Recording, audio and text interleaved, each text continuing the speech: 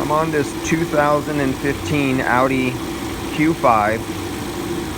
I put 335 grams into the system. It should have factory specification 525 grams.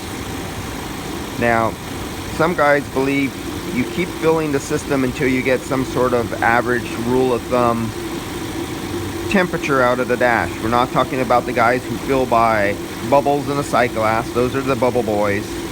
And then you got the guys who jerk off the cans and try to go by pressures. You know, those are the pressure guys and the splooge guys. Then there's the guys who just strictly fill refrigerant by the temperature coming out of the dash. So we got 41 degrees there. We're just about to hit 40 degrees. And we are low on refrigerant. Interesting. And let's see. My low, let's see, if I was using the jerk off gauge, AC Pro, 32 psi on the low side.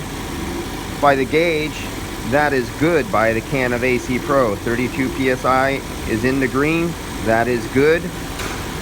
41 degrees coming out of the dash. Doesn't that sound good for a rule of thumb?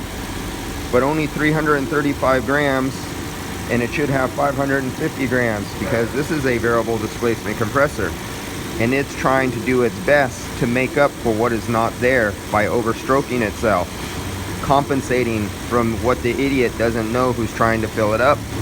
And he'll collect money from the customer and say, "You're good to go, Mr. Customer." And then a hot weekend hits and the customer doesn't have any cooling. That's all. Short video. See you guys.